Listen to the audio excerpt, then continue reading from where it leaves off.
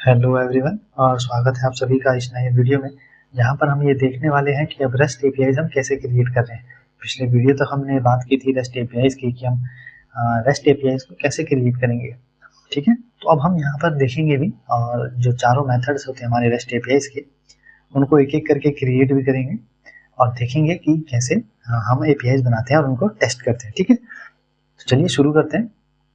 और शुरू कहाँ से करेंगे? सबसे पहले हम अपने डेमो फोल्डर में जाते हैं और मुझे एक क्लास चाहिए। सबसे पहले क्लास क्यों? जिसमें कि मैं ये आइडेंटिफाई कर पाऊँ कि मेरे एलिमेंट्स जो होंगे डेटाबेस या फिर जो मैं अभी फिलहाल स्टैटिक डेटाबेस क्रिएट करने वाला हूँ। स्टैटिक मतलब एक लिस्ट क्रिएट करूँगा मैं और उसी के अंदर अभी स्टैटिक डेटा होगा मेरा, मैं कोई डेटाबेस का यूज़ नहीं कर रहा हूँ। ठीक है, तो उस स्टैटिक जो डेटाबेस होगा उसके अंदर मेरी क्या क्या एंटिटीज़ होने वाली हैं उसके लिए। ठीक है, तो उसके लिए मैं न्यू फाइल बनाऊंगा यहाँ पर जाके और फाइल का नाम रख लेता हूँ data.java। ठीक है, अब मैं चाहता हूँ कि मैं जो मैंने अभी क्लास बनाई है डेटा, मैं इसके अंदर स्पेसिफाई करूँ कुछ चीज़ें। तो सबसे पहले मैंने लिखा प्राइवेट इंट आईडी कि जो मेरा जो डेटा होगा उसमें सबसे पहले एक आईडी होगा, फिर होगा प्राइवेट स्ट्रिंग नेम। ये मुझे ऑटो सजेशन भी दे देता है ऑटोमेटिकली बिकॉज इसमें कोपायलट है और काफ़ी ब्लैक बॉक्स वगैरह काफ़ी चीज़ें की एक्सटेंशन है, सो इसलिए आ जाता है काफ़ी चीज़ें। ठीक है, बट आप टाइप कीजिएगा, एक्सटेंशन की चीज़ ज़रूरत नहीं पड़ेगी हमें। ठीक है, और एक और चीज़ ले लेते हैं, हमने आईडी लिया, हमने नेम लिया और हमने लिख लिया एक और चीज़ की एज। ठीक है, तो सपोज हम करते हैं कि मुझे 3 चीज़ें चाहिए मेरे डेटाबेस में, मेरे डेटा में, कि मैं ये 3 चीज़ें ले पाऊँ। ठीक है, तो चलिए ये क्लास तो मेरी बन चुकी है, मुझे सिर्फ इतना ही करना था इस क्लास में। ठीक है, अब बट एक चीज़ आती है कि जब मैं एक क्लास बनाता हूँ तो मुझे क्या होता है ना, मुझे जब इसका डेटा फैच करना होगा तो मुझे गेटर और सेटर्स की ज़रूरत होगी। शायद आपने अगर जावा पढ़ी होगी तो आपको पता होगा गेटर्स क्या होते हैं, सेटर्स क्या होते हैं, और आपने कंस्ट्रक्टर की भी हमें से ज़रूरत पड़ती है। ठीक है, तो अगर आप थोड़ा बहुत अगर आपको जावा आती है तो आपको इस चीज़ का नॉलेज होगा। ठीक है, तो इसके लिए थोड़ा बहुत जावा आनी चाहिए, ज़रूरी है। ठीक है, तो एक्चुअली होता क्या है, मुझे गेटर्स और सेटर्स की ज़रूरत पड़ती है डेटा को गेट और पोस्ट करने के लिए। ठीक है, बट गेटर और सेटर क्रिएट करने के लिए और कंस्ट्रक्टर क्रिएट करने के लिए इसमें काफ़ी टाइम लग जाता है। इसलिए एक डिपेंडेंसी और बताई थी मैंने जब हम प्रोजेक्ट क्रिएट कर रहे थे, लॉम्बॉक नाम की। ठीक है, उस टाइम प्रोजेक्ट क्रिएट के टाइम पे हमने वो ऐड नहीं की थी, बट अब हम उसे एक्स्ट्रा ऐड कर लेंगे। ठीक है, और डिपेंडेंसीज ऐड कहाँ होती हैं? इस form.xml फाइल में। ठीक है, तो मैं चाहता हूँ मैं उस डिपेंडेंसी को लाऊं और यहाँ पर रखूँ। ठीक है, तो चलिए चलते हैं अपने ब्राउजर में और हमने डिपेंडेंसी कहाँ से बताया था? मैवन रेपोजिटरी से। ठीक है, तो मैवन रेपोजिटरी में चलते हैं। ठीक, और मैवन रेपोजिटरी में हम क्या लिखेंगे यहाँ पर जाके? लॉम्बॉक। ठीक है, तो ये जो लॉम्बॉक रेपोजिटरी है इसका काम है कि हमारे जो प्रोजेक्ट है उसमें जो मेरी जो डेटा वाली फाइल है उसमें गेटर, सेटर्स और कंस्ट्रक्टर ये सब ऑटोमेटिकली क्रिएट हो जाए। ठीक है, तो वर्जन सेलेक्ट करना होता है। मैं यहाँ पे लॉन्ग बॉक्स लिखने के बाद सर्च किया जैसे ही तो कोई वर्जन सेलेक्ट कर लूँगा, मैं लेटेस्ट वर्जन ही सेलेक्ट कर लेता हूँ इसका। इसके बाद इसमें मैवन आ रहा है, ग्रिडल आ रहा है। जिस चीज़ में आपने प्रोजेक्ट बनाया आप उसकी डिपेंडेंसी ऐड करेंगे। तो हमने मैवन में बनाया था तो मैवन वाली डिपेंडेंसी को ही कॉपी कर लेंगे यहाँ से। ठीक है, कॉपी करने के बाद वापस चलते हैं और अपनी डिपेंडेंसी में स्टार्ट और वेब के बाद टेस्ट वाली लाइन, ये जो टेस्ट वाली होती है ना, इनसे ऊपर आप कहीं पे पेस्ट कर लीजिए। ठीक, तो मैंने यहाँ पर पेस्ट कर लिया है और सेव कर लेता हूँ अपने प्रोजेक्ट को। ठीक है, तो मैंने लॉम्बॉक वाली जो डिपेंडेंसी अभी उठाई उसे ऐड कर लिया अपने प्रोजेक्ट में। ठीक है, बस इसका इतना ही काम था। अब जो मेरा ये प्रोजेक्ट था ना, यहाँ पर मैंने कहा था मुझे गेटर सेटर की ज़रूरत पड़ेगी और कंस्ट्रक्टर की पड़ेगी। तो एक तरीका होता है कि हम उसे क्रिएट भी कर पाएँ। ठीक है, खुद से ही क्रिएट कर लें, बट हम अपना काम ही क्यों करें जब हम स्प्रिंग बूट का यूज़ कर रहे थे, उसका कुछ फ़ायदा लें हम। ठीक है, तो मैंने ऑल लिखा तो उसके बाद खुद ही आ गया ऑल आर्क्स कंस्ट्रक्टर। ठीक है, तो ऑल आर्क्स कंस्ट्रक्टर देखिए कहाँ से इंपोर्ट हो रहा है, import लॉम्बॉक dot all arcs constructor. ठीक, तो ये जो ऑटो सजेशंस आते हैं ना इसके हमारे एनोटेशंस के, इसके लिए आपको एक एक्सटेंशन डाउनलोड करना होगा। स्प्रिंग बूट आप जब लिखेंगे अपने VS कोड के एक्सटेंशन में तो आप ऑटोमेटिकली यहाँ पर आ जाएगा कुछ एक्सटेंशन। आपको लिखना है स्प्रिंग बूट एक्सटेंशन पैक लिखेंगे आप। ठीक है, जो कि VMware द्वारा दिया गया होगा। ठीक है, तो आप इसको लिखेंगे जैसे स्प्रिंग बूट एक्सटेंशन पैक, तो इसके साथ आपको spring boot dashboard, spring boot tools, spring initialiser सब कुछ मिल जाएगा। ठीक है, तो आप इसको इंस्टॉल कर सकते हैं सो दैट आपको सजेशन आए ऑटोमेटिकली। तो जैसे मैंने ऑल आर्क्स कंस्ट्रक्टर लिखा मीन्स जितने भी मेरे आर्ग्यूमेंट्स हैं यहाँ पर इनके लिए कंस्ट्रक्टर क्रिएट हो जाए। ठीक है, फर्स्ट सेकंड चीज मुझे चाहिए था गेटर एंड सेटर। तो गेटर एंड सेटर के लिए मुझे @ डेटा लिखना होता है। ठीक है। जैसे @डेटा लिखूंगा तो इसका काम क्या है, इसका काम ये है कि गेटर्स और सेटर्स को क्रिएट करना।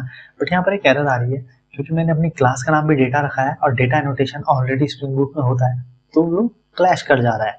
ऑल्दो हम देख सकते हैं कि इस इंपोर्ट कहाँ से हुआ है, ये लॉन्गबॉक्स डॉट डेटा, तो ये करेक्ट है, परफेक्ट है। बट जो मेरी क्लास का नेम है वो थोड़ा मैंने गलत रख लिया, डेटा नहीं रखना चाहिए था। तो चलिए हम इसको थोड़ा सा चेंज कर लेते हैं और डेटा की जगह इसको रख लेते हैं डेटा स्टूडेंट, और स्टूडेंट ही रख लेते हैं, छोड़ चलो ठीक है। तो स्टूडेंट रख लिया मैंने इसका नाम, तो स्टूडेंट डॉट जावा कर लिया मैंने अपनी क्लास का नाम। ओके, तो अब हमारी क्लास का नाम स्टूडेंट डॉट जावा हो चुका है और स्टूडेंट वाला भी इससे एरर, और यहाँ पर मुझे स्टूडेंट नहीं, यहाँ पर मुझे क्या चाहिए था, डेटा। ठीक है, तो डेटा एनोटेशन का काम है कि मुझे गेटर्स और सेटर भी क्रिएट करके लाए, और ऑल आर कंस्ट्रक्टर का काम है कि कंस्ट्रक्टर भी क्रिएट करे तीनों एंटिटीज के लिए। ठीक, तो ऑटोमेटिकली मेरे पास कंस्ट्रक्टर आ चुका है, गेटर्स आ चुका है, सेटर आ चुका है। जब मैं गेट करनी होगी मुझे वैल्यूज, ठीक है, तो वो ऑटोमेटिकली गेट करेगा, हमें गेटर्स की जरूरत नहीं पड़ेगी। तो ये फायदा होता है एनोटेशंस का। ठीक है, तो चलिए अब आगे चलते हैं इसके बाद, और हम चलेंगे इस क्लास का काम फिलहाल हो चुका है, तो हम प्रोजेक्ट कंट्रोलर पे चलते हैं और अब कंट्रोलर बना लेते हैं। ठीक है, तो कंट्रोलर बनाने का एक तरीका, हम क्या करते हैं, तो हमें कंट्रोलर क्लास में सिर्फ मैपिंग बनानी होती है, तो हमें गेट मैपिंग चाहिए इसमें ना। तो एक तरीका तो गेट मैपिंग का ये होता है कि हम @request मैपिंग एनोटेशन का यूज करें और उसमें पाथ दे दें नॉर्मली, और हम कोई मेथड अगर नहीं प्रोवाइड करते हैं तो वो normal by default gate mapping होती है।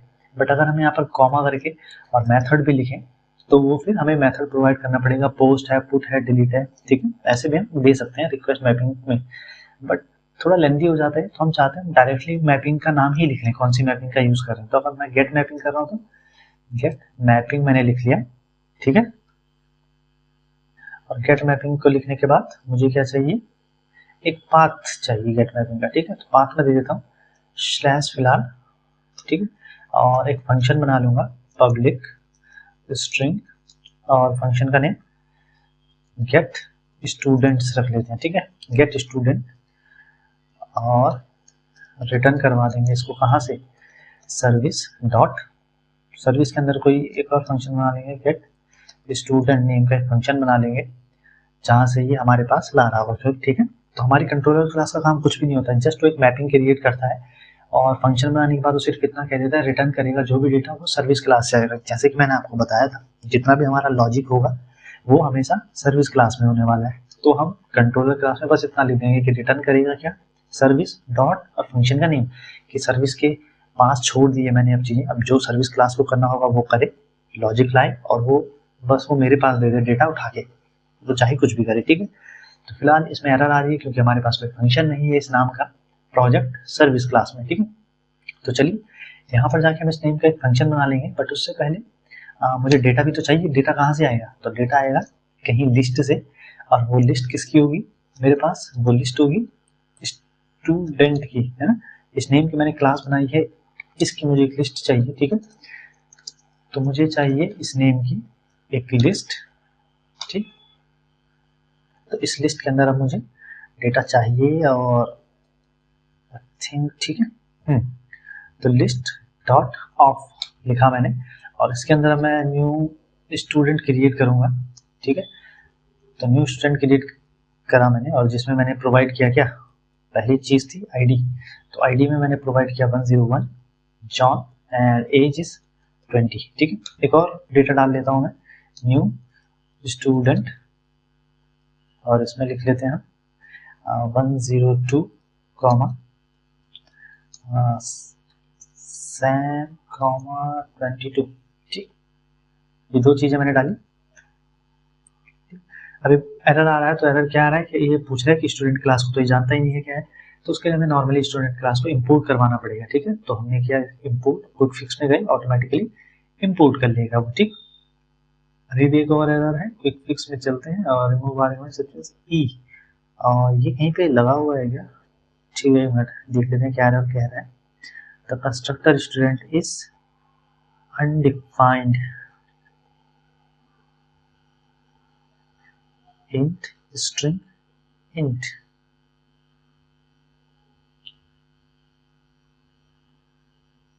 इंट स्ट्रिंग कोई प्रॉब्लम, अच्छा ओके ओके ओके ठीक है, मैंने यहाँ पर सेमीकोलन नहीं लगाया, थोड़ा सा मैंने गलती कर दी, ये डबल कोट्स मैंने गलत जगह पे क्लोज कर लिया था, ठीक है।